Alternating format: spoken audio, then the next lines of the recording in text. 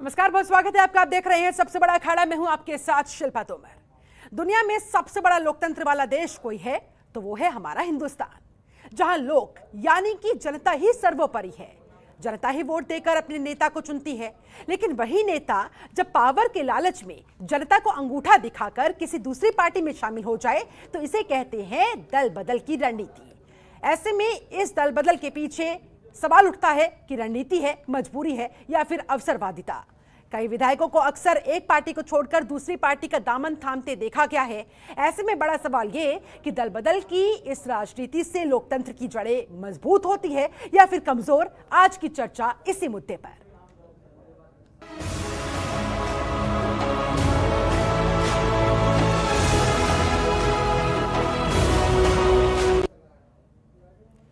ऐसे में इस मसले पर बहुत सारे सवाल खड़े होते हुए, मसलन दल बदल रणनीति है, मजबूरी है या फिर है अवसरवादिता। आज का सबसे बड़ा सवाल यही है और आज इसी सवाल का जवाब ढूंढने की हम करेंगे कोशिश। जी हां, ये बड़ा सवाल आपके टेलीविजन स्क्रीन पर, दल बदल रणनीति, मजबूरी या अवसरवादिता।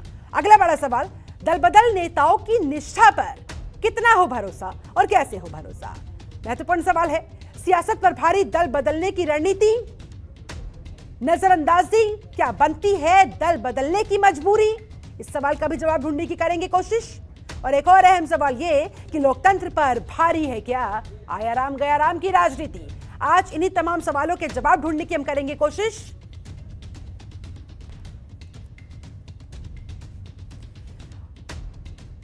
और एक पूरा खास पैनल इस समय हमारे साथ जुड़ चुका है। पैनल का मैं तारुफ आपसे करवा देती हूं। हमारे साथ न्यूज डायरेक्टर जनतंत्र टीवी के एसएन द्विवेदी जी जुड़ चुके हैं। बहुत बहुत स्वागत है सर आपका।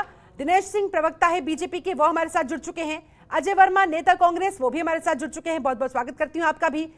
इसके अलावा एडीआर संयोजक उत्तर प्रदेश के संजय सिंह भी हमारे साथ जुड़े हुए हैं। राजनीतिक विश्लेषक जेआर शरण जी भी हमारे साथ जुड़े हुए हैं, स्टूडियो में मौजूद है। आपका भी बहुत बहुत स्वागत है। चर्चा की शुरुआत सबसे पहले जेआर शरण जी आप ही के साथ करना चाहूंगी। दल बदल की इस राजनीति को आप किस नजरिए से देखते हैं? आपका विश्लेषण इस पर क्या कहता है? क्या वाकई में एक रणनीति के तहत किया जाता है, अवसरवादिता इसे कहा जाए या फिर मजबूरी से समझा जाए? क्या कहेंगे सर? नहीं, मेरे समझ में तो ये केवल अवसरवादिता है, क्योंकि ये रणनीति नहीं हो सकती। रणनीति तो आप पावर में रहने के लिए अगर करते हैं, रणनीति ये होती कि आप अपने आप को एक लीडर साबित करें, कि जनता आपको वोट करे। यानी कि आपको अपने ऊपर जब विश्वास नहीं होता है तब आप दूसरे की दामन जाके थामते हैं। आप मुझे ये बताइए, अगर इसी तरह होता रहा, कल को कोई जिंदगी भर लेफ्टिस्ट रहे, वो कहे किसी दिन मुझे राइटिस्ट पार्टी को ज्वाइन करना है और मुझे इलेक्शन लड़ना है, तो उसकी विफलता होगी या सफलता होगी? क्योंकि आपने, और ये चीज़ बहुत अच्छा आपको एग्जाम्पल मैं दे रहा हूँ, केरला, तमिलनाडु, ये दो स्टेट देख लीजिए। वहाँ कभी कभी असेंबली में 3 सीट 4 सीट का फर्क होता है, लेकिन कभी पार्टी टूटती नहीं। डीएम का आदमी एडीएमके में नहीं जाएगा, एडीएमके का आदमी डीएमके में नहीं जाएगा। केरला में कम्युनिस्ट का आदमी कांग्रेस में नहीं आएगा, कांग्रेस का आदमी कम्युनिस्ट में नहीं जाएगा। वो वहीं रहते हैं जहाँ उनको रहना है। तो इसलिए आज मुझे लगता है कि कहीं से भी हमारी डेमोक्रेसी स्ट्रेंथन तो नहीं होती। ये अपॉर्चुनिस्ट लोग हैं जो अपॉर्चुनिटी ढूंढ रहे हैं, जो अपने आप को पावर में रखने के लिए रह रहे हैं, बस यही है और कुछ नहीं है इसके आगे। ठीक है, एसएन द्विवेदी जी आपका नजरिया क्या कहता है इस पर? आपको क्या लगता है? शिल्पा, देखिए, जिस तरह की 3 तरह की बातें हम लोगों ने की कि अवसरवादिता है, कि रणनीति है या मजबूरी है। अब शरण साहब ने काफी अच्छी बात कही थी, उसको अवसरवादिता वो ज्यादा मानते हैं। बिल्कुल ठीक बात है कि अवसरवादिता उसका एक पहलू जरूर है, लेकिन रणनीति के कोई भी आदमी चुनाव लड़ने के लिए आया जो नेतागिरी कर रहा है, उसकी एक रणनीति हो सकती है भाई, जहां से उसको चुनाव जीतने का मौका मिलेगा, जहां पे अपने, क्योंकि भारत जैसे एक देश में जहां की राजनीति में बहुत ज्यादा कास्ट फैक्टर माने रखता है, बहुत ज्यादा क्रीड फैक्टर माने रखता है, तो वहां पे एक उसकी रणनीति भी हो सकती है उस तरफ जाने की। अंदर खाने कोई डील चल रही हो? बिल्कुल, अंदर खाने कोई डील चल रही हो। बहुत सारी चीजें, जैसे भी अभी उन्होंने उदाहरण दिया कि साउथ का, लेकिन अगर मैं ईस्टर्न की तरफ चला जाता हूँ, पश्चिम बंगाल की तरफ, जैसे पश्चिम बंगाल में भी आपको याद होगा शरण साहब किस तरह से थोक, मतलब शायद हम लोग नेताओं की गिनती भूल गए थे, जिस तरह नेता सब छोड़ के बीजेपी के अंदर आए थे, तृणमूल कांग्रेस छोड़ के, और फिर चुनाव जीतने के बाद जिस तरह से वापस चले गए, वो शायद अवसरवादिता, वो शायद वो ज्यादा बेहतर शब्द उसके लिए। बिल्कुल आपने ठीक है, अवसरवादिता सबसे बड़ा एक फैक्टर हो सकता है इस चीज को लेकर। और लोकतंत्र की जड़ें आपके लिहाज से मजबूत होती है, कमजोर होती है? क्या कहिएगा? नहीं, बिल्कुल नहीं, बिल्कुल। देखिए, दल बदल एक ऐसी चीज है, आप दल को बदलें या फिर अपनी निष्ठा बदलें, उससे लोकतंत्र तो कहीं से भी मजबूत नहीं होता। और खास तौर से लोकतंत्र में इस बात को लेकर जो गिरावट आई है, मैं बिल्कुल आपको बताऊंगा, 1984 के बाद से अगर देखा जाए तो काफी ज्यादा तेजी से ये सब चीजें बढ़ी हैं, क्योंकि ना उस तरह के नीति वाले नेता रहे, ना उस तरह के सिद्धांतवादी नेता रहे जिनकी फैन फॉलोइंग होती थी, जिनके पीछे एक समर्थकों का हुजूम होता था, उस तरह के ना नेता रहे। अब जैसे नेता हैं वैसे ही उनके समर्थक हैं, वैसे ही उनके कार्यकर्ता हैं, तो उनके लिए कोई निष्ठा नाम की चीज शायद अब राजनीति में खत्म होती जा रही है। इसलिए दल बदल बहुत आसान हो गया, जहां निष्ठा नहीं हो दल बदलना आसान है। पर क्यों होता जा रहा है?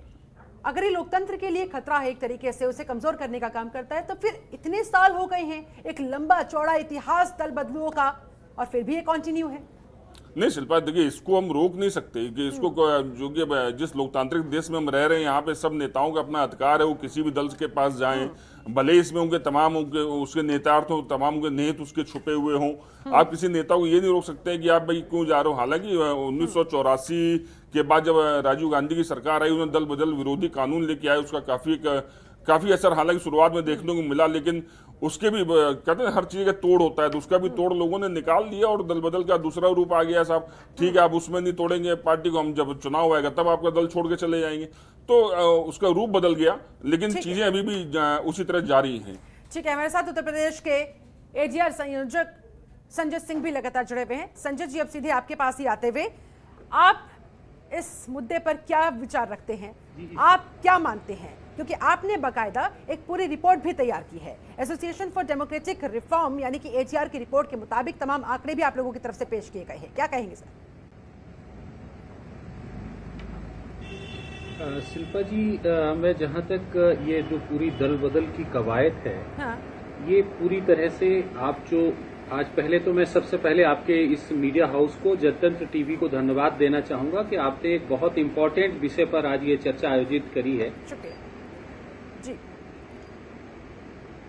और इससे जो एक निहितार्थ निकलता है, वो निहितार्थ ये है, बहुत साफ है, कि जिस तरह से राजनेता सत्ता में रहने के लिए, एन केन प्रकारेण सत्ता में रहने के लिए, कुर्सी हासिल करने के लिए, और वो पार्टियों में जाते हैं और वो ये इस बात की गारंटी ढूंढने की कोशिश करते हैं कि कहां जाके वो पावर के साथ रह सकते हैं। और उसके पीछे का एडीआर की अगर आप रिपोर्ट देखेंगे तो इसके पीछे एक बड़ा कारण है कि कैपिटलिज्म। तो ये आर्थिक जो एक संपन्नता है और वो कारोबार हैं, उन कारोबारों को सत्ता के बिना चलाया नहीं जा सकता, इसलिए सत्ता में रहना उनकी मजबूरी है। इसलिए जो राजनीतिक दल सत्ता में आता दिखता है उसके साथ भागते हैं, और पार्टी के प्रति प्रतिबद्धता और पार्टी के प्रति उनका जो जुड़ाव है वो रहता नहीं है। और आज आप देखिएगा कि संसद में 97% लोग करोड़पति हैं। उत्तर प्रदेश विधानसभा में अगर आप देखेंगे तो जिस तरह से धनबलियों की संख्या बढ़ रही है, और अभी हम देख रहे हैं कि 89% जो है यूपी में विधायक जो है वो करोड़पति आ रहे हैं। तो जब इस तरह से पैसे की मार है और इलेक्शंस में अब वही चुनाव लड़ पा रहा है जिसके पास में बेतहासा पैसा है, तो उस चुनाव लड़ने के लिए पैसा कमाना है, इसलिए किसी भी दल में जाना है और सत्ता का उपयोग करके अपने को धनवान बनाना है और उस धन के दम पर चुनाव जीत के आना। जो सेवा और एक जो हमारी एक राजनीति को लेकर एक जो सोच थी कि हम राजनीति में लोगों की सेवा के लिए जा रहे हैं, हम संसद में अच्छे कानून बनाएंगे, विधानसभा में अच्छे कानून बनाएंगे, और एक गुड गवर्नेंस का जो इशू था उस इशू की तरफ लोग हट गए हैं। और अब लोगों का जो सीधा है कि जो दल सत्ता में आता दिख रहा, हम उस दल के साथ खड़ेंगे और सत्ता के साथ रहेंगे, और ये बहुत ही चिंताजनक स्थिति है। और इसको लेके हम समय समय पर बहुत सारी रिपोर्ट जारी कर चुके हैं। अभी उत्तर प्रदेश विधानसभा को लेके चुनाव अभी सामने है 5 राज्यों का, कई रिपोर्ट्स हमारी आने वाली हैं। शिल्पा जी, चलिए ठीक है, संजय जी लौटूंगी आपके पास। हमारे साथ सपा प्रवक्ता कपिश श्रीवास्तव भी जुड़ चुके हैं। सीधे कपिश जी का रुख करते हुए, कपिश जी सबसे पहले बहुत बहुत स्वागत करती हूँ आपका इस खास चर्चा में।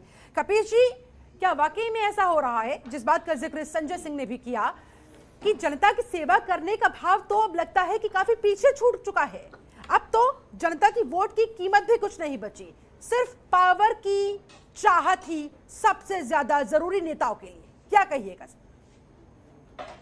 जनता की सेवा की भावना पीछे छूट देखिए, जनता की सेवा की भावना पीछे छूट गई, ये हम नहीं मानेंगे। इस वजह से कि अगर ये भावना ना होती तो शायद जनता क्यों चुनने जाती।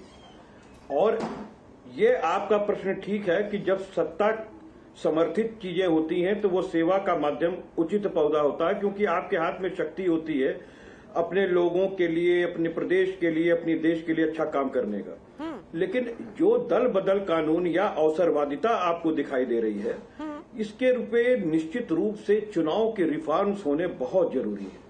मैं बिल्कुल इस बात को मानता हूं कि आज नहीं, जब से लोकतंत्र आया और हमारी जो चुनाव की पद्धति है, धीरे धीरे करके उसके अंदर पैसे की इन्वॉल्वमेंट बढ़ती गई, फिर बाहुबल की इन्वॉल्वमेंट बढ़ती गई। हाँ। अच्छे लोगों का अभाव होने लगा। ये सारी चीजें मैं मान रहा हूं कि बिल्कुल ये सत्य बात है, ये चीजें हुई हैं। और जब हमारा देश, शिल्पा जी, आजाद हुआ, उस समय अंग्रेज एक ही बात कहते थे कि इस समय भारत में शिक्षा का स्तर बहुत कम है, बहुत कम शिक्षित लोग हैं, इनको कोई अनुभव नहीं है, ये आजाद हो जाएंगे तो कैसे लोकतांत्रिक मूल्यों को कायम करेंगे। हाँ। लेकिन हकीकत ये है कि जब हमारा देश आजाद हुआ और हमारे देश को एक नया संविधान अपना मिला, हम लोकतांत्रिक गणराज्य घोषित हुए, और उस समय के जो विचारधारा के हमारे नेता थे और उनकी जो पहुंच थी और उनकी जो विजन थी देश के प्रति, वो अद्वितीय थी। इसमें कहीं कोई दो राय नहीं, क्योंकि जिस समय हम आजाद हुए थे, हमने इतना संघर्ष किया था उस आजादी के लिए।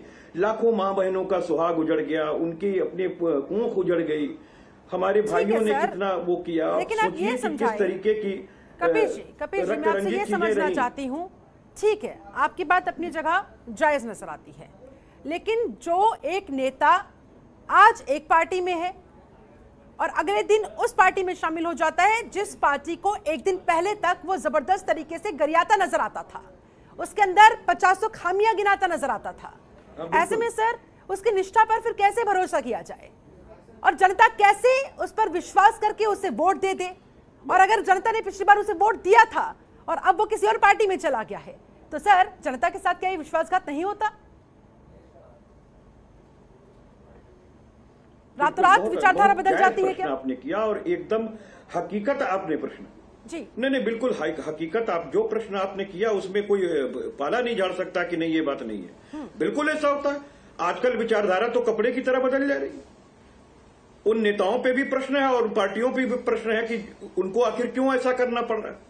तो अंत में जब हमारी विचारधारा पे जो पार्टियां बनती थी, वो विचारधारा पे काम करती थी, विचारधारा के लिए काम करती थी, उनको कहीं ना कहीं चुनावी रिफॉर्म्स ना होने की वजह से, बाहुबल बढ़ने की वजह से, पैसे का खर्च बढ़ने के, अब तो लोग कहते हैं भाई मिस कॉल से हम सबसे बड़ी पार्टी हैं, और साथ में ये भी कहते हैं कि सबसे बड़ा हमारे पास फंड है।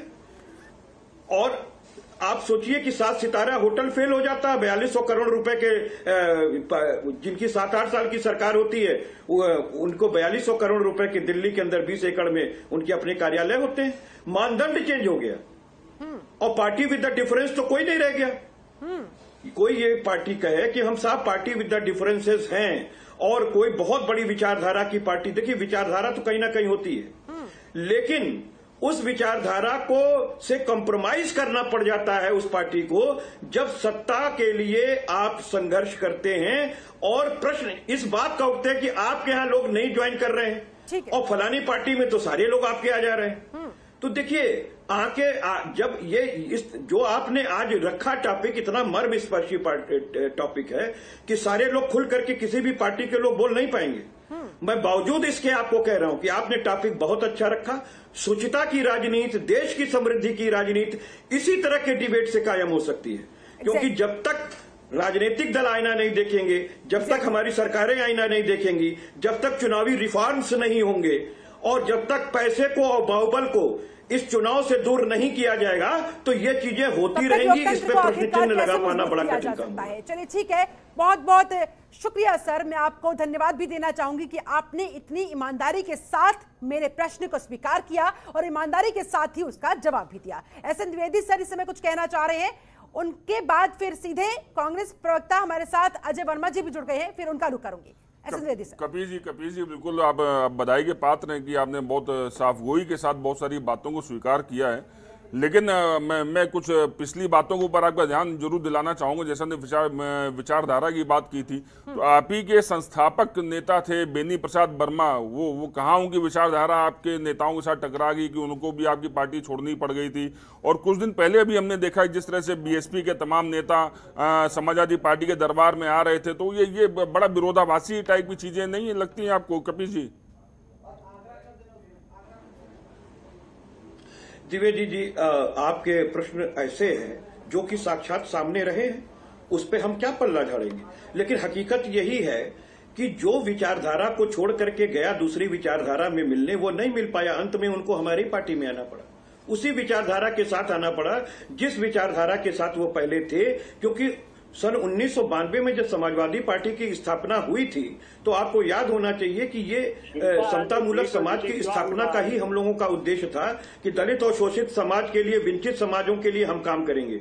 उस समय जो हमारे पिलर्स भी थे वो विभिन्न धर्म और जाति के लोग थे, उसमें कोई एक जाति वर्ग का विशेष नहीं था, पिलर्स ही अलग अलग थे और उन मकसद को लेके आगे चले। हम आपको बार बार एक बात कह रहे हैं कि कहीं ना कहीं लोगों का व्यक्तिगत चीजें भी टकराती हैं, और टकराव होते हैं, बिल्कुल सही बात है। लेकिन व्यक्ति कहीं ना कहीं से फिर वापस विचारधारा में आता है। आप कल्याण सिंह का ही उदाहरण देख लीजिए।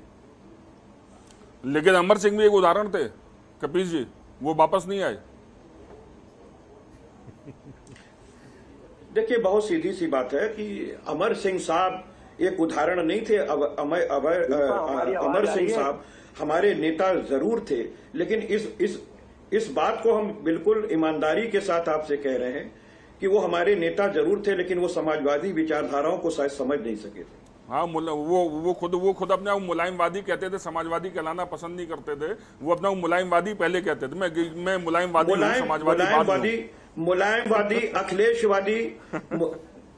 मुलायमवादी अखिलेशवादी होनी बड़ी बात नहीं है। आपको इक्वल टू नीड, आपको अगर विचारधारा से आप जुड़े हैं तो समाजवादी पार्टी बड़ी है, चाहे वो हमारे लिए भी, चाहे हमारे माननीय राष्ट्रीय अध्यक्ष जी के लिए भी, और हमारे संरक्षक माननीय मुलायम सिंह यादव जी के लिए। चलिए ठीक है, हमारे साथ कांग्रेस नेता अजय वर्मा जी भी जुड़े हुए हैं। अजय जी, मेरी आवाज अगर आप तक पहुंच पा रही हो तो मैं आपसे यही जानना चाहूंगी कि दल बदल की इस राजनीति पर आप क्या कहेंगे? आपको क्या लगता है ये किस हद तक हमारे लोकतंत्र को नुकसान पहुंचाती है और एक अरसे से पहुंचाती आ रही है? अजय वर्मा जी। हेलो, बोलिए सर, आवाज मेरी मिल पा रही है आपको? हाँ, मेरी मिल रही है। मेरी आवाज आपको मिल रही है? अब आ रही है सर आवाज, बताइए। ठीक है, देखिए, ये जो दल बदल ये जो है, लोग भागते हैं, छोड़ते हैं। हाँ। कुछ लोग लालच की वजह से, कुछ लोग अवसरवादिता की वजह से, कुछ लोग सम्मान की वजह से, कुछ लोग मजबूरी की वजह से। 2020 से 16 से 20 के बीच बहुत बड़े लेवल पर दल बदल को प्राथमिकता दी, क्योंकि देश का मुखिया जैसा होता है उसकी, पहले भी ऐसा नहीं है कि दल बदल लोग कर रहे हैं, लेकिन मास लेवल पर, बड़े लेवल पर लोग क्या करते हैं, अपने राजा की छवि और मंत्री की छवि देखना चाहते हैं। तो देश के राजा का जब टारगेट ये होता है कि कोई भी सूरत अपनाओ, किसी भी पार्टी के, चाहे वो कितने ही बाहुबली नेता हो, शरीफ हो, बदमाश हो, अच्छे हो, ऊंचे हो, नीचे हो, हाँ। बस तोड़ के अपने बहुमत को बढ़ाना है, सत्ता सुख पाना है। तो कहीं ना कहीं ये जो सोच, वो दल कोई भी हो, मैं तो वर्तमान में 16 से 20 की बात बता रहा हूँ, क्योंकि एडीआर की रिपोर्ट बड़ी अच्छी रिपोर्ट में और भी मामलों में पढ़ता रहता हूँ, एडीआर की रिपोर्ट आती रहती है कि आखिर किस चीज में है। तो ये जो कार्यक्रम है इसका, ये सही मायनों में इसका बड़ा दुष्प्रभाव आज की युवा पीढ़ी पर और जनता पर जाता है, क्योंकि वो दुष्प्रभाव जो पड़ रहा है उससे क्या है, समाज में एक गलत मैसेज जाता है, और वो गलत मैसेज ये जाता है कि जो आने वाली पीढ़ी है हमारी, वो उसको उस अंदाज में देखती है, अवसरवादिता और उस तरह से चाटुकारिता, अवसरवादिता, लालच। अब आपने देखा कि पिछले कुछ सालों में कुछ स्टेटों में लालच कहिए, सरकार, चुनी हुई सरकारों को कर्नाटक में किस तरह से गिराया गया, चुनी हुई सरकार को मध्य प्रदेश में किस तरह से गिराया गया, चुनी हुई सरकार को राजस्थान में भी गिराने का प्रयास किया गया, चुनी हुई सरकार को अरुणाचल में और गोवा में किस तरह से गिरा के, चुनी हुई सरकार को किस तरह से भी, ताजा उदाहरण आपने देखा एक आया था यहाँ पर। तो ये सारी चीजें जनता को जब दिखती हैं तो जनता अपना आदर्श, फिर लोग ये समझने लगते हैं कि अब मानवीय सिद्धांतों का मूल्य खत्म हो गया है और सही मायनों में हिंदुस्तान में, इस तरह की रिपोर्ट्स का मकसद यही तो होता है ना कि जो असलियत है उसे सामने लाया जाए, जो हकीकत है, जनता को उससे रूबरू कराया जाए। देखिए, तो फिर जनता इसमें को नेताओं को रूबरू मिर्ची क्यों करा लग जाती है? मेरा अनुरोध ये है इस चैनल से, आप बड़ी अच्छी मुद्दे पे चर्चा करी। चूंकि 5 स्टेटों में चुनाव आने वाले हैं, अब लोग राज्यसभा विधानसभा के चुनाव हैं, तो उससे पहले अब फिर देखिए भगदड़ मचेगी। कहीं कोई लालच की वजह से भागेगा, कोई पावर और सत्ता सुख की वजह से भागेगा, लेकिन बहुत से लोग ऐसे होते हैं कि वो आत्म सम्मान की वजह से भी पार्टी छोड़ के चले जाते हैं, जब बड़े नेता उनकी उपेक्षाएं करते हैं या बड़े नेता उन्हें पार्टी में वो महत्वपूर्ण सम्मान नहीं दे पाते। तो इन सबके कारण जो दल ऐसा है, इसके ऊपर मैं चाहूंगा, मेरा एक अनुरोध है आपने बहुत अच्छा पॉइंट यहाँ पर रेज किया है। क्या आप लोग अपनी पार्टी के अंदर अपने बड़े नेताओं को लेकर यही सोच रख रहे हैं सर? नहीं, देखिए मैं अपनी बता रहा हूँ, बहुत सारे आपके पार्टी के नेता है ऐसे जिन्हें लग रहा है, महसूस हो रहा है कि वो नजरअंदाज हो रहे हैं। मैं तो कॉमन बता रहा हूँ, कॉमन बात बता रहा हूँ। मैं आपके चैनल से एक चीज, सारी पार्टियों के नेता, हमारे जे.आर. शरण साहब अच्छे कई विषयों पे अध्ययन करते रहते हैं, कपीश भाई बैठे हैं और एडीआर के जो संपादक हैं और आपके न्यूज संपादक बैठे हैं। मैं सबसे अनुरोध करना चाह रहा हूं कि दल बदल से संबंध में हिंदुस्तान की प्रत्येक पार्टी को एक ऐसा अपने यहाँ एक सेल बनाए या ऐसी एक गोष्ठियां समय समय पर आयोजित हों कि लोगों को इसके बारे में पता है। क्योंकि हिंदुस्तान का लोकतंत्र बहुत बड़ा लोकतंत्र है और यहाँ का मैसेज संसार के बहुत देशों में जाता है। विरोधी जो कानून है उस पर भी मैं करूंगी बात, लेकिन इस समय हमारे साथ बीजेपी प्रवक्ता दिनेश सिंह भी जुड़ चुके हैं। बहुत बहुत स्वागत करती हूँ सर आपका इस खास चर्चा में शामिल होने के लिए, आपने वक्त निकाला, समय निकाला। दिनेश जी, क्या कहेंगे दल बदल की इस राजनीति पर, आपके क्या विचार है? क्योंकि हर पार्टी से जुड़ा हुआ ये मसला है, कोई पार्टी से अछूती नहीं है, लेकिन एक अरसे से चलते आ रहे इस दल बदल प्रोसेस की वजह से लोकतंत्र कहीं ना कहीं कमजोर होता है और वो होता जा रहा है, लेकिन फिर भी ये कंटिन्यूएशन में है। क्या नजरिया है आपका इस पे? देखिए, इसमें 2 पहलू हैं शिल्पा जी। एक तो ये पहलू है क्योंकि एक संवैधानिक मान्यता है, इस कानून को पास किया गया है और पास होने के बाद जब उसको मान्यता दी जाती है तो हम उसकी मुखालफत कैसे कर सकते हैं? नंबर 1, क्योंकि ये देने का काम भी तो चुने हुए प्रतिनिधि जो बैठे हुए हैं सदन में, उन्होंने ही तो इस कानून को मान्यता दी है और कानून को मान्यता देने के बाद फिर हम यहाँ बैठकर इस पर चर्चा करते हैं। लेकिन अगर जनरल तौर पर देखा जाए तो जब व्यक्ति विचारधारा से जुड़ा होता है तो वह व्यक्ति दल नहीं छोड़ता है। अभी अजय जी के मुंह से जाने अनजाने एक बात उठी, एक शब्द निकला, बहुत अच्छी बात उन्होंने की कि कभी कभी लोग जो है अपने आत्मसम्मान को, जब उनको दल में वहाँ सम्मान नहीं मिलता है तो उसकी वजह से भी लोग दल छोड़ते हैं। आपने उनसे सवाल पूछा लेकिन फिर वो दूसरे ट्रैक पर चले गए क्योंकि उनको लगा कि वही शायद फंस जाएंगे अभी, क्योंकि अभी हाल फिलहाल में भी ऐसे कई नेता इधर से उधर हुए। तो बताना चाहिए पार्टियों को कि क्या उनको वहाँ सम्मान मिल रहा है कि नहीं। लेकिन जब आप सिर्फ और सिर्फ पद की लालच से आप सामाजिक क्षेत्र में आते हैं, राजनीतिक क्षेत्र में आते हैं, आपके लिए सिर्फ पद ही महत्वपूर्ण होता है, तो फिर वहां दल बदल करने में किसी को कोई दिक्कत नहीं होती है। लेकिन जब आप किसी विचारधारा से जुड़े होते हैं तो आदमी ऐसे नहीं है। बहुत सारे ऐसे लोग होते हैं अजय जी की पार्टी में, हमारी पार्टी में, कपीश जी की पार्टी में, जो लोग पूरा जीवन अपना दे देते हैं और उनको कभी कुछ नहीं मिलता है शिल्पा जी। बहुत सारे लोग ऐसे ही, उनको मिलने के बाद दल बदल कौन करता है? जिनको कभी ना कभी कुछ मिल गया होता है और आगे उनको कुछ मिलने की संभावना नजर नहीं आती उस दल में, तो शायद वो दल बदल कर देते हैं या अपने दल को कमजोर समझने लगते हैं कि हमारा दल किसी रूप में नहीं काम कर रहा है, अब हमारे लिए कुछ नहीं कर सकता है, अपने लिए नहीं कर सकता है और हमारी संभावनाएं इस दल में प्रबल हो सकती हैं, इस वजह से वो चले जाते हैं। लेकिन कभी कभी समय के साथ लोगों के विचार भी बदलते हैं।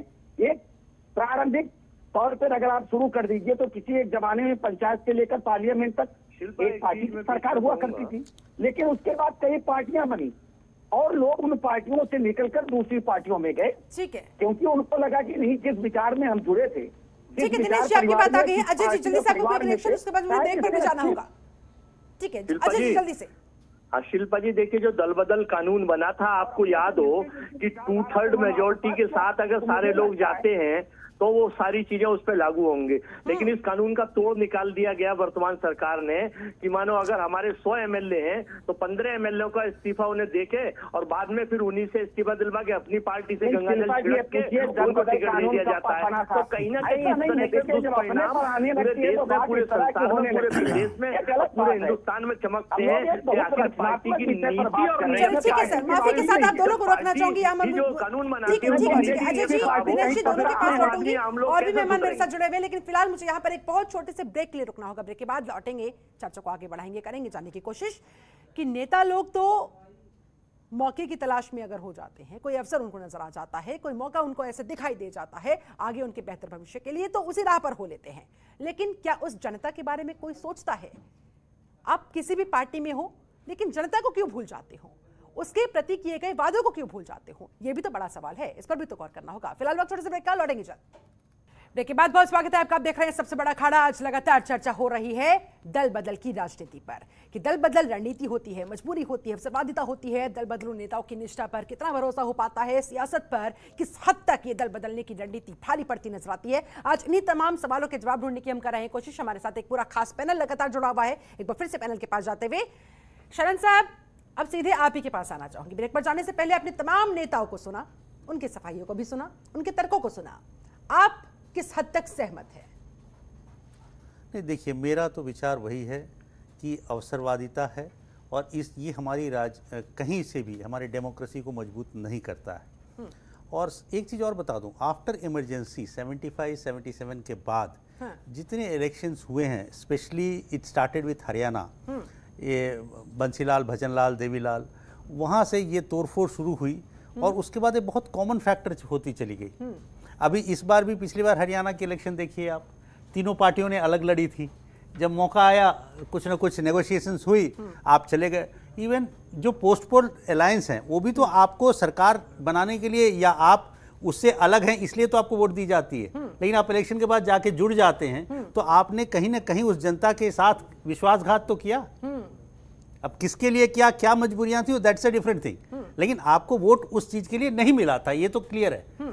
और जैसे कई बार होता है कि किसी को भी नहीं मिला, एक हरियाणा का एग्जाम्पल तो बेस्ट है। कई बार ऐसा होता है कि आप दूसरे अलायंस को ले आते हैं जो इनका कोई लेना देना नहीं है, और उसके बाद आप पार्टी गवर्नमेंट फॉर्म कर लेते हैं। तो ये कहीं का भी कहीं किसी भी एंगल से हम सही नहीं ठहरा सकते।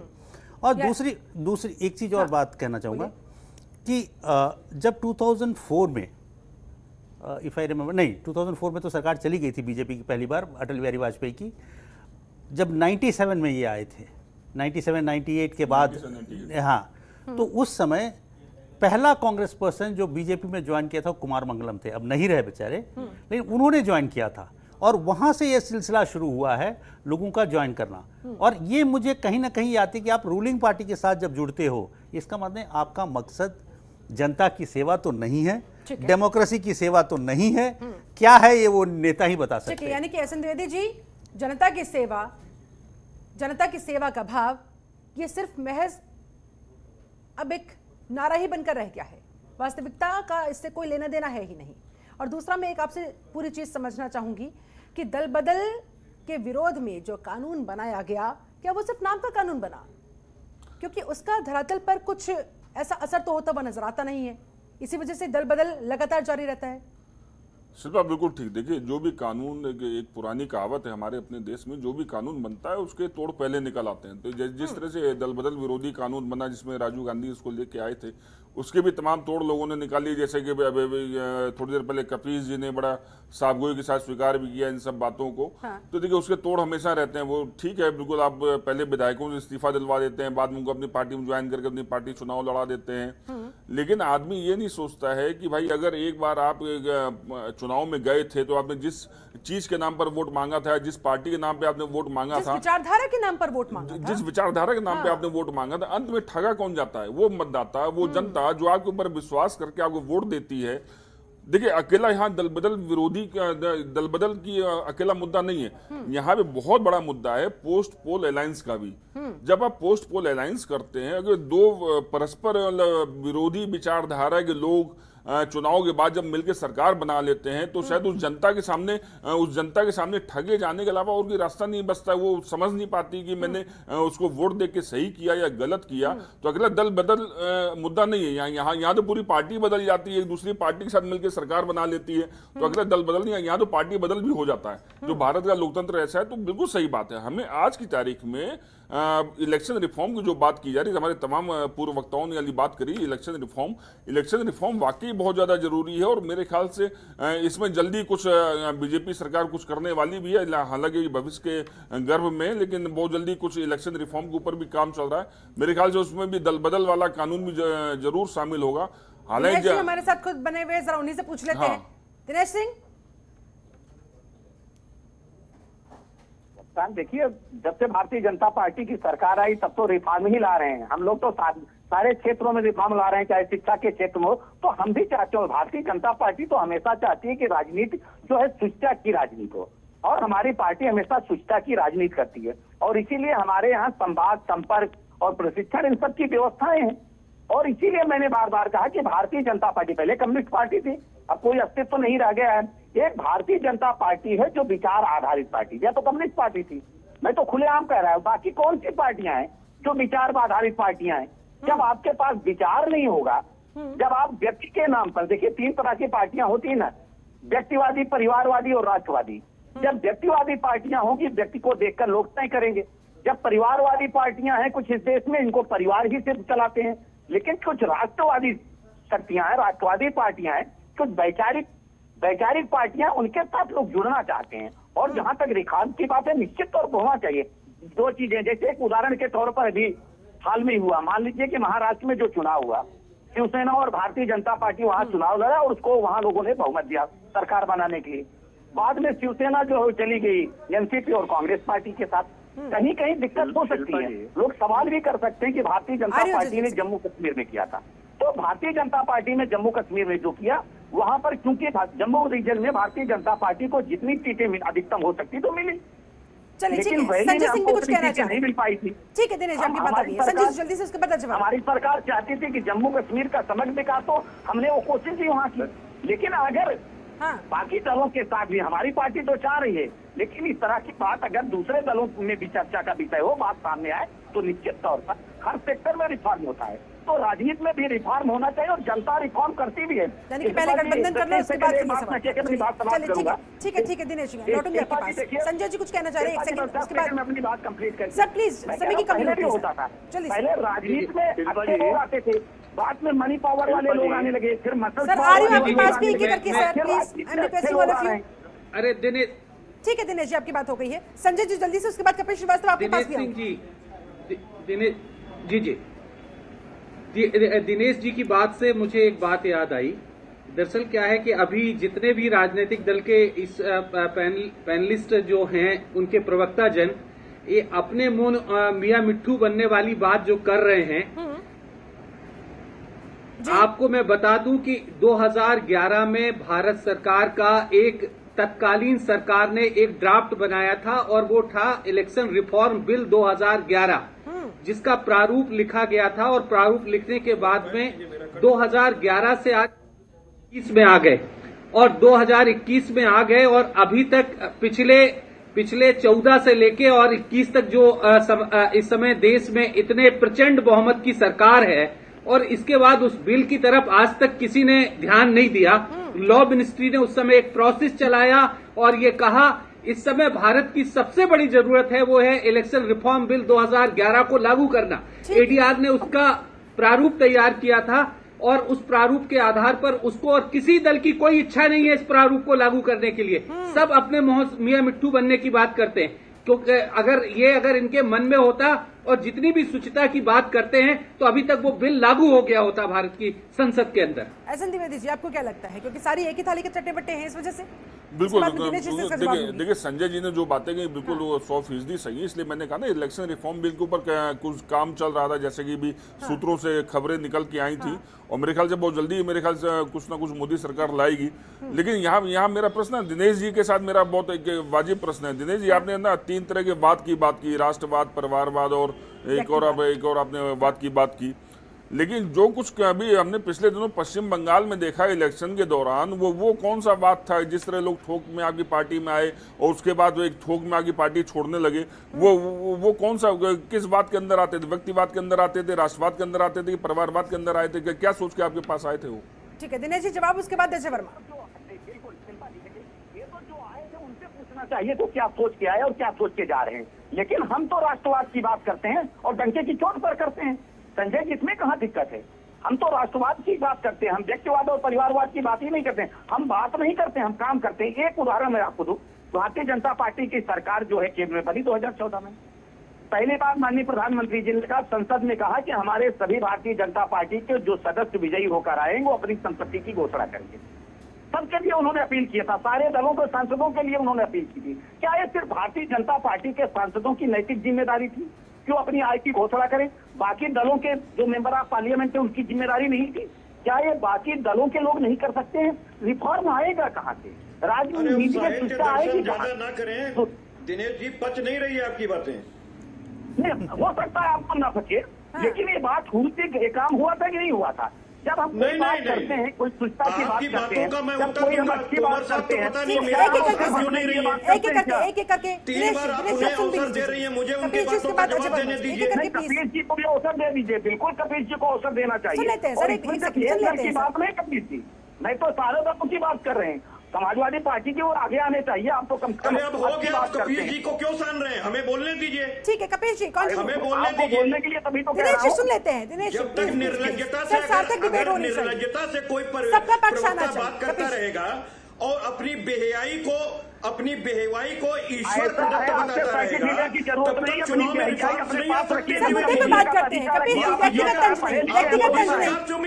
तंज की इजाजत नहीं। कपिल जी मुद्दे पर आइए। हमको एंकर के द्वारा कहा गया था, मैंने अपनी बात रखी। ठीक है दिनेश जी, कपिल जी बात कर, दोनों से एक बार फिर से दरख्वास्त करती हूँ सर, एक एक करके प्लीज चर्चा का समय जाया ना करें। कि अगर इलेक्शन के रिफॉर्म की बात हो रही है तो आप अपनी बेहयाई को निर्लज्जता से सामने रख रहे हैं। उसका भी और मैं दूसरी चीज कहता हूँ, ठीक है आप सरकार में है, आप सत्ता में है सर, विपक्षियों को एक बार सुन तो लीजिए। अरे भाई, उनके सुझाव, उनकी शिकायतें, उनकी समस्याएं जरा अपने संज्ञान में लीजिए।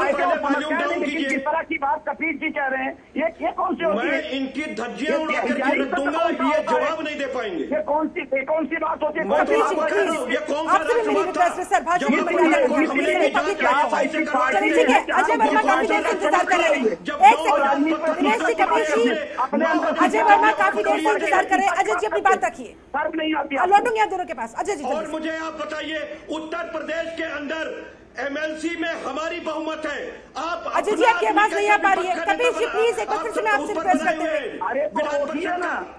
विधान परिषद का नेता कैसे बने हुए, ये लोकतंत्र की हत्या कर रहे हैं। अजय जी माफी के साथ आपकी आवाज नहीं मिल पा रही है, टेक्निकल एरर की वजह से लौटूंगी आपके पास।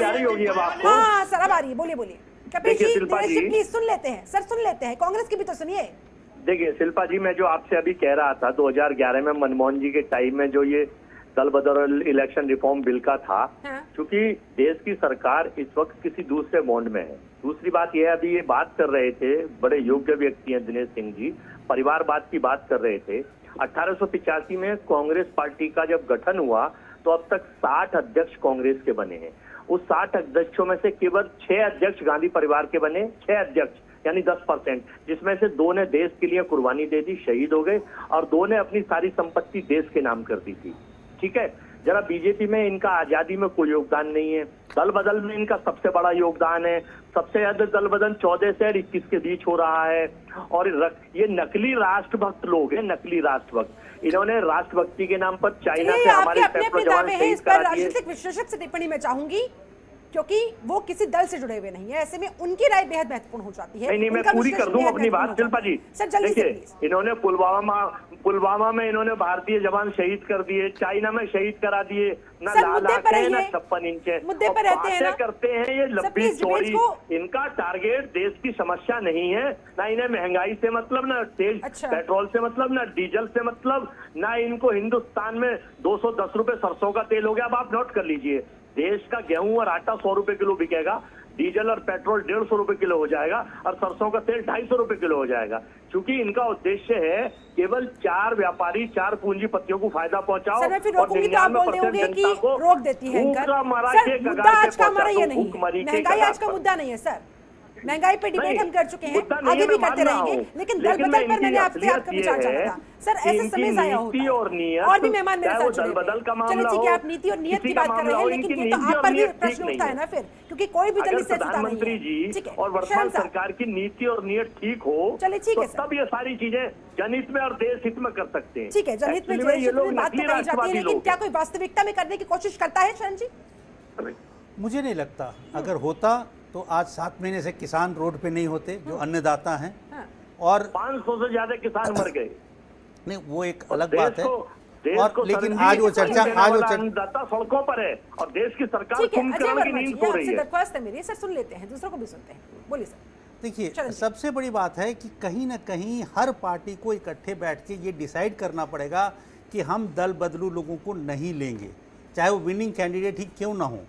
लेकिन ऐसा इस देश में होता हुआ नजर नहीं आ रहा। दिक्कत ये है, आज कैसे आप मानेंगे कि कुमार मंगलम बीजेपी के हो जाएंगे, वो संघ के जो विचारधारा है उससे जुड़ जाएंगे, या कैसे माधवराव सिंधिया जिनके पिताजी इनकी इतने बड़े कांग्रेसी नेता थे, वो आज भाजपा के या आरएसएस के जो जितने फॉलोअर बन जाएंगे, या कोई भी, या इवन अभी जो लेटेस्ट हुआ है जतिन प्रसाद, क्या वो आरएसएस में जो इसी से जुड़ा हुआ मैं आपसे सवाल ये जानना चाहूंगी। फिर मन में सवाल आ रहा है कि ये जो रातों रात विचारों के शुद्धिकरण का जो प्रोसेस होता है सर, इस पर क्या कहेंगे, ये क्या होता है? ये मौका प्रस्ती है और कुछ नहीं है, कोई शुद्धिपनी नहीं है, मौका प्रस्ती है। मैं तो इसको सरासर कहता हूँ कि ये मौका प्रस्ती है और कुछ भी नहीं है। और मैं शायद पहली बार जब मैं बोला तभी मैं कह रहा था कि ये मौका प्रस्ती है और अपने फायदे के लिए लोग कर रहे हैं। इसमें कहीं कोई प्रिंसिपल्स नहीं है, कोई विचारधारा नहीं है। और ये कह रहे थे 3 तरह की पार्टियां, हमारे देश में हमेशा ही 3 तरह की पार्टियां रही हैं, लेफ्ट, सेंट्रल एंड राइट। किस तरह का फायदा लोग चाहते हैं, इस तरह के नेतागण चाहते हैं? ऊंचा पावर में रहना चाहते हैं, पावर में रहना चाहते हैं, क्योंकि अब वही कैपिटलिस्ट फॉर्म ऑफ पॉलिटिशियन हो गए हैं। सबको पैसा चाहिए। अब कितना अच्छा उन्होंने आंकड़ा दिया कि यहाँ 89% लोग करोड़पति बैठे हैं। तो बेचारा गरीब की आवाज कौन सुनेगा? ठीक है, गरीब की भाषा, आप एक कैंडिडेट हुआ करते थे, नहीं आज तक नहीं सुनी जा रही है। एक सेकंड, हमारे देश में राष्ट्रपति की चुनाव एक बहुत अच्छे कैंडिडेट लड़ा करते थे, धरती पकड़। उनके पास पैसे नहीं होते थे, लेकिन वो राष्ट्रपति के चुनाव जरूर लगते थे, एक सिंबॉलिक होता था। आज वैसा कोई कैंडिडेट है मुझे बता दीजिए। सब करोड़पति लोग आके चुनाव लड़ते हैं, तो गरीबों की भाषा कौन बोलेगा? उनकी जो फीलिंग्स है कौन लाके बताएगा? पैसा और पावर यहाँ लोकतंत्र पर हावी होता हुआ, और जरा इस शुद्धिकरण के प्रोसेस पर आपके क्या विचार है? ये जनता की आंख में धूल झोंकने के समान कि भाई शुद्धिकरण कर दिया गया है, अब हम इस पार्टी में शामिल हो गए हैं, अब हमारे विचार, पूरी विचारधारा रातों रात बदल गई है। द्विवेदी साहब।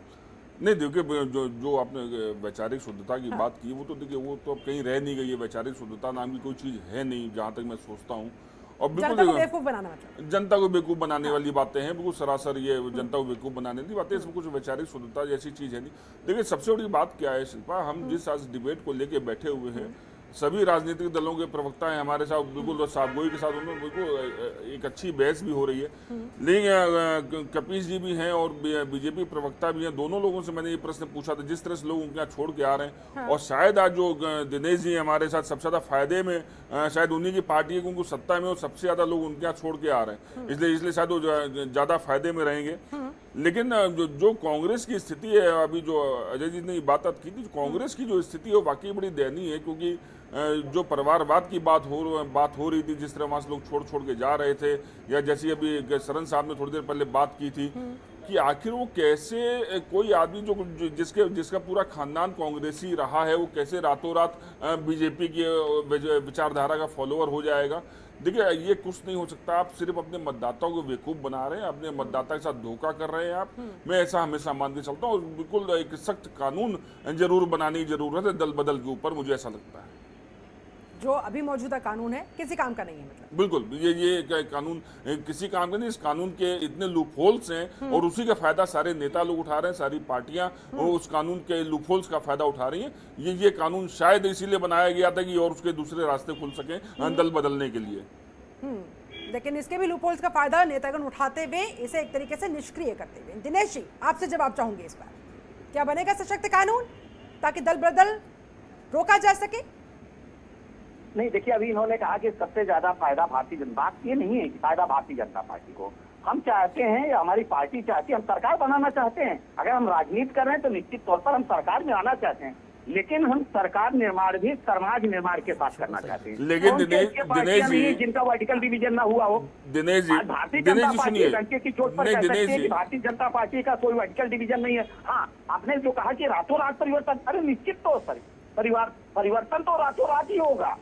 और कैसे परिवर्तन होगा? जब उनको ज्ञान की प्राप्ति हो जाएगी। सर, लेकिन विश्वास कैसे हो? ज्ञान की प्राप्ति, ये बहुत बड़ा आपने शब्द इस्तेमाल कर दिया। मतलब राजनीति में इतनी बड़ी ज्ञान की प्राप्ति हो जाती है? नहीं शिल्पा, मैं दिनेश जी, राजनीति में महात्मा बुद्ध पैदा हो जाएंगे क्या? राजनीति में महात्मा बुद्ध पैदा हो जाएंगे, रातों रात उन्हें ज्ञान प्राप्त हो जाएगा? किसी राजनीति में नरेंद्र मोदी जी पैदा हुए हैं ना। आज राजनीति 2014 से पहले राजनीति की क्या हालत थी, हम इसको स्वीकार करते। आप चले जाइए, उस समय ट्रेन में आप सफर करते रहिए तो नेता शब्द गाली होता था, ये स्थिति आ गई थी। राजनीति को लोगों ने एक हाल कर दिया था, एक नेता तिहाड़ जाते मैं ये कह रहा था कि यही बीजेपी जब अटल जी या आडवाणी जी थे, देखिए जब यही बीजेपी अटल जी या आडवाणी जी जब फोरफ्रंट पे रहते थे, तब तो ये हाल नहीं था। तब विचारधारा के लोग जुड़े हुए थे, तब एक विचार के ही लोग वहां रहते थे। तो ऐसा आज क्या रिफॉर्म आ गया? वो पार्टी विद डिफरेंस कहाँ गई? यानी कि अब ये लोग पार्टी विद डिफरेंस लोग को नहीं रख रहे हैं, इसका मतलब कि पार्टी विद डिफरेंस है नहीं। दिनेश जी, है आपके पास इसका जवाब? पार्टी विद डिफरेंस है तभी लोग हमारी पार्टी में आ रहे हैं। कैसी बात कर रहे हैं? हमने कहा तो कि हमको उदाहरण बताइए कि भारतीय जनता पार्टी का दिनेश जी, आप शायद सरन जी की बात को समझे नहीं। दिनेश जी सुन लीजिए, आप सरन जी की बात को समझे नहीं। उन्होंने अटल जी और आडवाणी जी का उदाहरण आपको इसलिए दिया था, जिसमें अटल जी और आडवाणी जी थे वो दल बदल नहीं करवाते थे, वो उनने गठबंधन बनाया था। पहली बार किसी गठबंधन की सरकार को सफलता पूर्वक चला के अटल जी ने दिखाया था। सबसे बड़ा गठबंधन था, एनडीए था, जो यहाँ से काम कर रहा है। उन्होंने दूसरे दलों के नेताओं को ज्वाइन नहीं कराया था। धर्म को निभाती भी तो है भारतीय जनता पार्टी, आज भी अपने गठबंधन धर्म को निभाती है। भारतीय जनता पार्टी का कहाँ किसी को छोड़ती है? हम अगर गठबंधन बनाते हैं तो उसका निर्वहन भी करते हैं। इसीलिए ठीक है सर, मेरे पास समय की कमी है, लेकिन आप सभी से मैं फाइनल कमेंट चाहूंगी। संजय सिंह, सबसे पहले आपका फाइनल कमेंट सर। मैं बस इतना सभी साथियों से कहना चाहूंगा कि अभी एडीआर की कुछ दिन पहले एक बहुत महत्वपूर्ण रिपोर्ट आई थी, और उस महत्वपूर्ण रिपोर्ट में हमने ये विश्लेषण किया था कि पिछले 10 साल में कौन से राजनीतिक दल में सबसे ज्यादा लोगों ने ज्वाइन किया, किस दल से सबसे ज्यादा लोगों ने छोड़ा। तो मैं एक बताना चाहूंगा कि भारतीय जो कांग्रेस पार्टी है, उससे आज की तिथि में 50% लोग छोड़ के बीजेपी की तरफ आए। तो बीजेपी एक ऐसा दल है जहां सबसे ज्यादा लोगों ने ज्वाइन किया है, और वो रिपोर्ट हम सभी से निवेदन करेंगे कि उसको जरूर पढ़ लें और उस रिपोर्ट को देख लें कि किस तरह से सत्ता के लालच में लोग सत्तारूढ़ दल के पास आते हैं। चलिए ठीक है, कपिल श्रीवास्तव जल्दी से सर, समय की कमी है, जल्दी एक लाइन में आप सभी का मैं फाइनल कमेंट चाहूंगी। कपिल श्रीवास्तव, देखिए आपने इतनी अच्छी चर्चा का विषय रखा था, लेकिन वो निचोड़ नहीं आ पाया। मुझे बहुत अफसोस है इस वजह से कि साफ गोई से बात नहीं हो पाई। मैं बहुत सीधी बात कह रहा हूं कि इस इलेक्शंस के रिफॉर्म्स की आवश्यकता है। जो लोग चुनाव लड़ते हैं, जो लोग जीतते और हारते हैं, वही दल बदल के लिए राजी भी होते हैं, वही पार्टी ज्वाइन भी करते हैं। मैं एक बात से द्विवेदी जी के सहमत नहीं हूं, बाकी सारी बातों से सहमत हूं। जनता को मूर्ख बनाने वाला कोई नहीं है, इसलिए कि जनता खुद इलेक्ट करती है। जब एक आदमी भाजपा के अंदर रह के छोड़ के सपा में आता है तो भी वो इलेक्ट हो जाता है। जब एक सपा का छोड़ के आदमी भाजपा में जाता है तो भी इलेक्ट हो जाता है। तो इलेक्शन तो कहीं ना कहीं से जनता करती है। तो अगर जनता खुद ये काम कर रही तो आप कैसे कह सकते हैं कि कोई नेता मूर्ख बना रहा है? हम आज भी आपको कह रहे हैं, हमारे हाथ में नेतृत्व है, इसलिए आपको कह रहे हैं कि शुचिता की राजनीति के तहत इसमें आत्ममंथन आत्मचिंतन होना चाहिए। आत्ममंथन आत्मचिंतन की बात तो की जा रही है, लेकिन करेगा कौन? शुरुआत किस दल की तरफ से होगी, ये भी तो बड़ा सवाल है ना सर। आत्ममंथन आत्मचिंतन की बात तो हर दल कहता है, लेकिन करता कोई नहीं। हम तो कह रहे हैं जल्दी से कपिल जी बिल्कुल देखिए फाइनल कमेंट चल रहा है। मैं यहाँ पे एक चीज जरूर जोड़ना चाहूंगा, अगर हमें लोकतंत्र की शुचिता को, लोकतंत्र की सुगंध को बनाए रखना है, तो हमें कहीं ना कहीं एक सो मोटो एक्शन जरूर लेना पड़ेगा, अपने आत्मनियंत्रण जरूर करना पड़ेगा, सभी पार्टियों को आत्ममंथन जरूर करना पड़ेगा कि आखिर दल बदल करने वाले नेताओं को कितनी वैल्यू दी जाए, कितना उनको अपने दलों में शामिल कराया जाए, अगर हमें लोकतंत्र की शुचिता और सुगंधी को बरकरार रखना है तो। ठीक है, अजय वर्मा जल्दी से फाइनल कमेंट आपका, एक लाइन में सर। कमेंट ये कहना चाहता हूँ कि देश के राजा और मंत्री को लोग मोदी साहब को और अमित शाह जी को अपना आदर्श मानते हैं, लेकिन 2014 के बाद से देश में एक वास्को डिगामा साहब, इनकी छवि तानाशाह की, इनकी छवि वास्को डिगामा की, इनकी छवि सर मैंने मसले पर आपका फाइनल कमेंट मांगा था, फिर बीजेपी केवल मेरा ये है कहने का मकसद। दिनेश सिंह जल्दी से फाइनल कमेंट सर, फिर मुझे बैठने भी करना होगा। दिनेश सिंह जल्दी से दल बदल के ऊपर कैसा आश्वस्त करेंगे रिफॉर्म इलेक्शन बिल जो पेंडिंग पड़ा हुआ है उस पर सर जल्दी से। निश्चित तौर पर शिल्पा जी मैं कह रहा हूं कि जैसे सभी क्षेत्रों में, समाज के सभी क्षेत्रों में परिवर्तन हो रहा है, वैसे राजनीति में भी परिवर्तन हो रहा है। समय काल और परिस्थिति के अनुसार परिवर्तन होना है। अगर आप परिवर्तन नहीं करेंगे तो लोग आपको परिवर्तित कर देंगे। और जिसकी बात अभी अजय जी ने चूंकि बात कह दी थी कि लोग मोदी जी और अमित शाह जी को आदर्श न माने, तो किनको आदर्श माने? जो लोग जमानत पर घूम रहे हैं, लोग उन्हीं को आदर्श मान रहे हैं।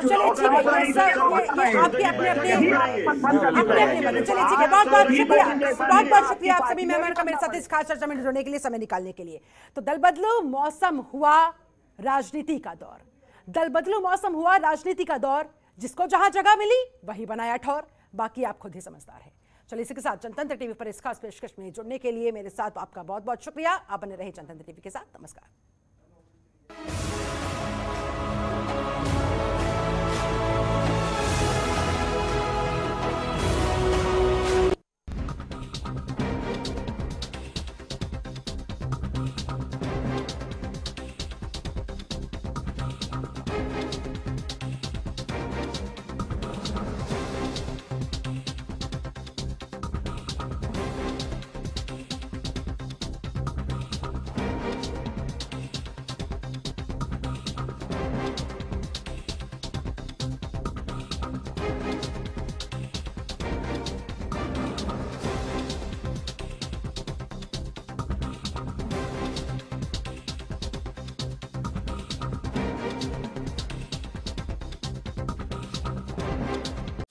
खबरों के निष्पक्ष विश्लेषण के लिए सब्सक्राइब करें Jantantra TV and press the bell icon. Never miss any update.